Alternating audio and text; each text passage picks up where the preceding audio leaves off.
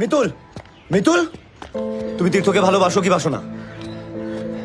সবসময় ভালোবেসে বিয়ে করতে হবে এমন তো কোনো মানে নেই। বিয়ের পরেও ভালোবাসা হতে পারে। আমিও নিশ্চয়ই তীর্থদাকে পরে ভালোবেসে ফেলবো। আরে তাহলে তো কোনো ইস্যুই নেই, প্রেম টেম নেই যখন, তাহলে তো বিয়ের কোনো প্রশ্নই উঠছে না। তুমি তীর্থকে আসতে বারণ করে দিও। হ্যাঁ, তুমি তীর্থকে আসতে বারণ করে দিও। কেন?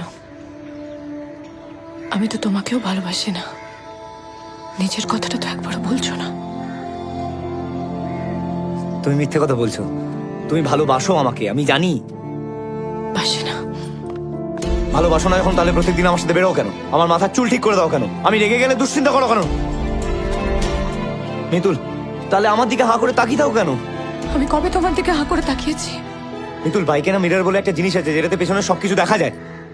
আমি দেখেছি যে তুমি আমার দিকে তাকিয়ে থাকো। তুমি মিথ্যে কথা বলো না, তুমি ধরা পড়ে গিয়েছো। আমি তোমাকে ভালোবাসি না।